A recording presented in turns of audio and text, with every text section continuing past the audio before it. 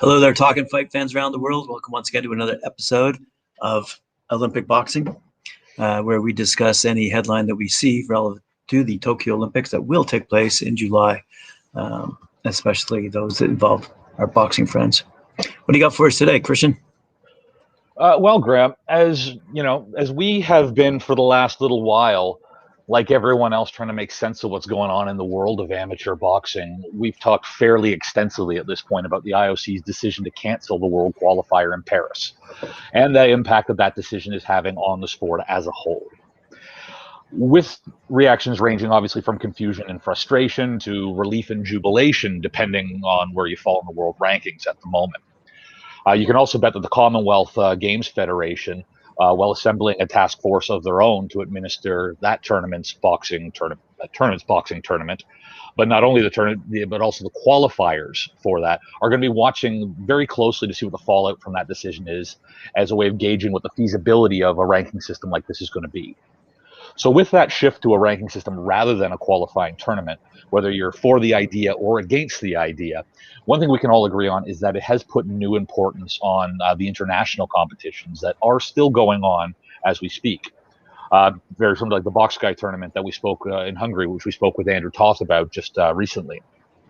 So with that in mind, as we're talking today, many of you will already know that the Strandja tournament is currently going on.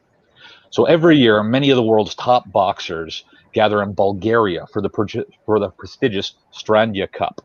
Having first taken place in 1950, it is the oldest international boxing competition that's held in Europe. The tournament itself has in past been won several times by Olympic gold people who go on to be Olympic gold medalists, including Roberto Camarel, Daniel Petrov, Armando Martinez, and Alexander Povetkin. There's been other notable participants at the tournament include British lightweight Amir Khan, heavyweight hitter Kubrat Pulev, as well as the current Asian Games champion Amrit Pangal. This year's Strandja Cup, which is taking place, started on the 21st and runs through the 28th of February, is being held in Sofia, Bulgaria's capital, and is going to have extra significance in the boxing calendar, as many of both the male and female competitors have not competed in a year due to the coronavirus pandemic. And they're going to be keen to score that psychological advantage ahead of the delayed 2020 Tokyo Games. The AIBA president, Mr. Umar Kremlev, who we've also mentioned recently, opened the 72nd Strandja Cup, saying that I'm very glad that the pandemic doesn't stop us from holding such prestigious competitions as Strandja, which will open its doors for participants for the 72nd time. The international boxing practice is more important for the athletes than ever, and I am pleased to see how many strong athletes are participating in such tournaments. I wish them all good luck and will be happy to watch spectacular fights, Mr. Kremlev said. The AIBA president plans to conduct a training session with competitors who will also have the opportunity to ask questions and communicate directly with Mr. Kremlev. Sorry. There you go. He also went on to say that we have set a course for direct communication with athletes and coaches, and we will stick to it in the future. There should be no barriers. The AIBA is home for our most important people, the athletes and coaches. Anytime they can contact and receive help and support. It is our task as sports functionaries to provide athletes and coaches with the best conditions. So, Graham, we're still in the preliminary rounds of this tournament, and we are going to be speaking a little bit more about it as we get into the quarter and semifinals in a couple of days' time. But for anyone out there who's looking to see some world-class amateur boxing in advance of the Olympics themselves, there's some great bouts to watch over the course of this week. So I definitely suggest you and anyone watching takes a little bit of time to check out what's going on in Bulgaria at the moment. They are broadcast, or is it just a streaming situation? I believe the Olympic Channel is going to be broadcasting a fair number of the fights. If you go to the olympicchannel.com, whichever it is there, that they should be broadcasting a few of the fights there, I believe. As we get into at least into the quarters and semis, you should be able to find it fairly easily through them. Is it an invitational meet? Not that I don't believe so. Well, no, sounds great. And it goes to what we've been saying for the past couple of weeks, and that is there will be tournaments ongoing. And yes, the qualifiers are somewhat in a bit of a mess, but there are tournaments that will enable boxers to compete to move up the rankings as the IOC wants, if I'm not Well, it mistaken. kind of leaves egg on the face of the IOC at this point in time, as they're Oh, going, we absolutely. can't do this, we can't do that. And the guys that they fired are going, that's funny because we're holding tournaments in Right. Hungary, we're holding tournaments in Bulgaria, we've got tournaments upcoming in Serbia. It's all over the place. So there's got to be definitely some egg on their face at this point in time. Yeah, because I think the two major qualifiers that still need to take place are the one in America, the one in Europe, if I'm not mistaken. Mm-hmm. So it's not so ironic that these other tournaments are taking place in Europe at the moment. And international, so we have people coming in from all over the world. I know that the Indians definitely sent a contingent to this tournament, as well as the Americans. So we've got them coming from both sides of the pond. They're not coming from just Europe alone, these fights. It's funny you mentioned the Indians, because I was just reading how they were somewhat content to send their team of 9 boxers to the Olympics at that cutoff point where there would be no world qualifier taking place in Paris. So it's interesting to see that they're still well, content, competing. yes, of course, content. But you want to keep your guys sharp as well. Right. So the run up for this tournament's a great chance to stay sharp. Maybe are you going to leave it all in the ring if you've already qualified for the Olympics? Maybe not. Hard to say. Right. But you got to compete. You got to stay fresh. Absolutely, without a doubt. So this is proof in the pudding, if you ask me. It's what we were talking about yesterday and last week. There's more than enough people with interest in boxing at a professional level who can get these things organized, who can see there's a need, if you will, for the boxers to participate and compete before the Olympics actually take place. So this is exactly what we've been saying. So I'm curious to see what's going to happen with regards to the Commonwealth Games, whether they're going to be looking at this, because again, it's a year away still in Birmingham, almost a year exactly after the Olympics.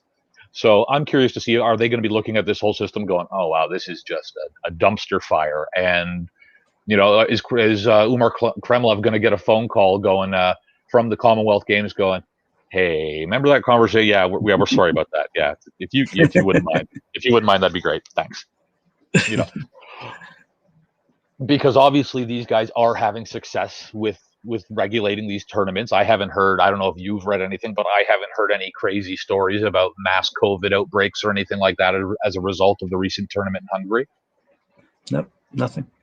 So, fingers crossed that this one goes just as smoothly, of course. Obviously we want athletes, coaches, everybody involved with these tournaments to be healthy and safe first. Because obviously if they're not around, then we can't watch them fight. So thus far, though, limited success, but success nonetheless. So they're showing that this can still be done. So I'm curious to see whether or not the Commonwealth Federation says, nah, we're going to go with proven, proofs in the pudding, as you said, we're going to go with the proven method versus kind of trying to throw together their own task force and hope that it goes better than the Tokyo one has. Yeah, I think as we discussed, yesterday, there's people who can put these things on. You don't need huge bureaucratic organizations. Now, granted, it's somewhat different. Well, the AIBA is still a large bureaucratic organization in of itself. I'm not saying they're not. All I'm saying is as opposed to their type of organization, you do have corporations in place that can put together events and do so successfully.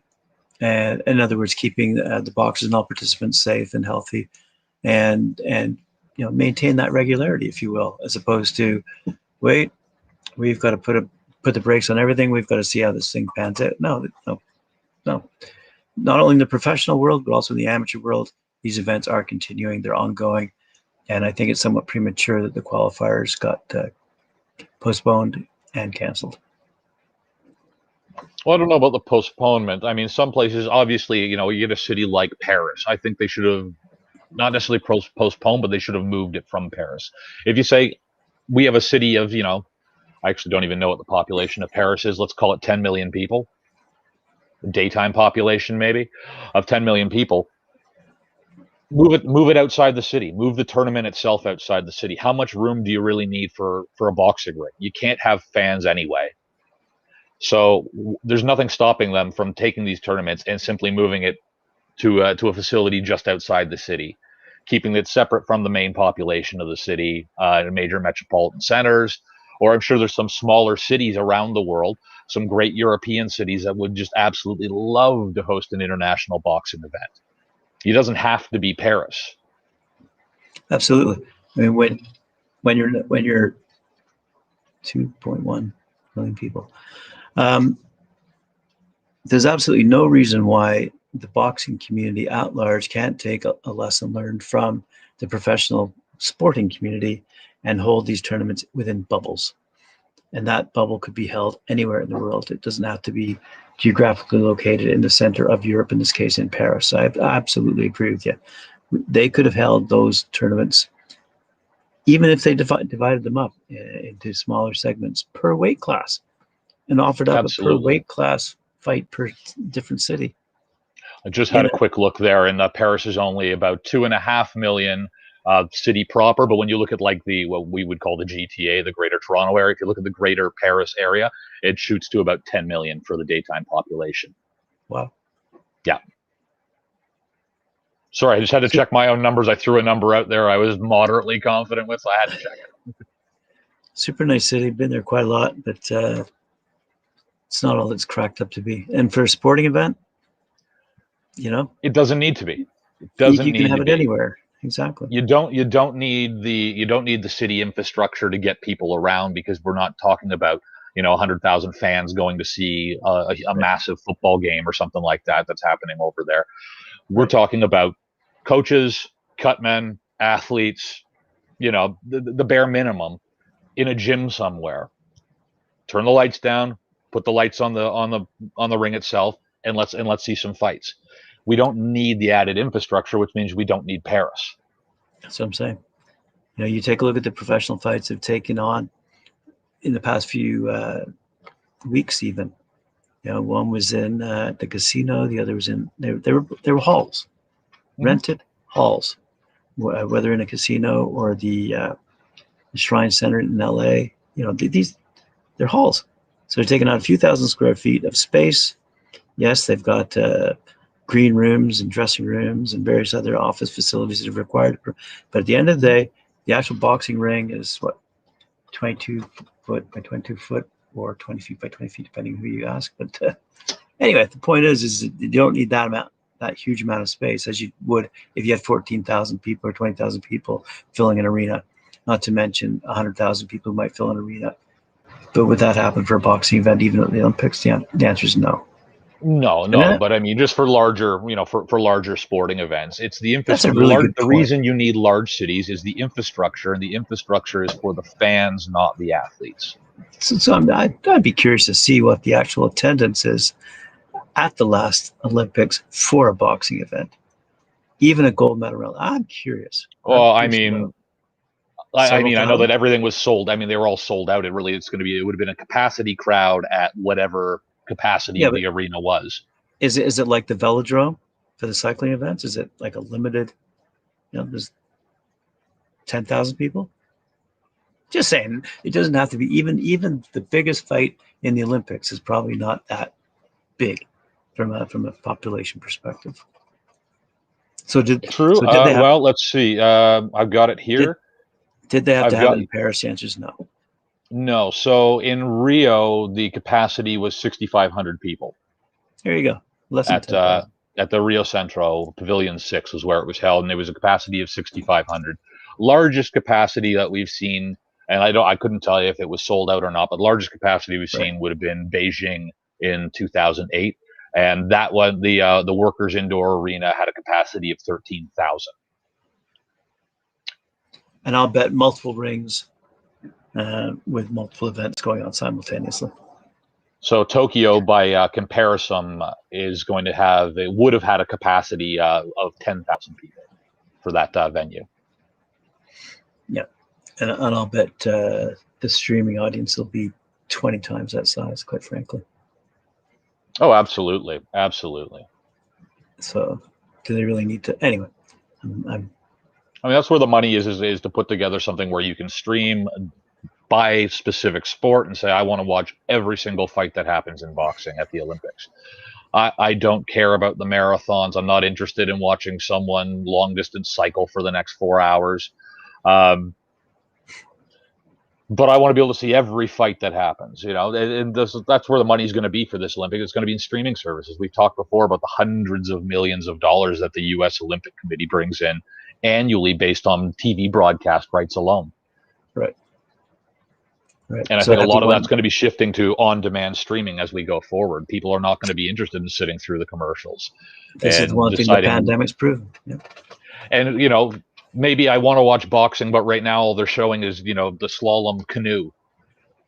Okay, that's an interesting sport to watch. It's high-paced. They're, every now and again you see some guy get chucked right out of a canoe. It's great to watch, but it's not boxing. It's not what I'm here for. Right? So I think the streaming is going to be the way to go. And they're going to figure out very quickly how to make money on that model, and they're going to implement it very quickly. Yeah, absolutely. Mm-hmm. All righty, Christian, good discussion. And I will keep you updated as we get a little closer into the end of this tournament. Because I said right now it's still the preliminaries. So as we get into those quarter or semifinals and obviously the finals themselves, we'll be talking a little bit more about what's going on in Bulgaria this week. Yeah, let's poke around the world and see if there's other tournaments going on. I'm curious now. I'm sure if you scroll past the first page in Google and maybe skip into the 10th page, there'll be other events going on around the world.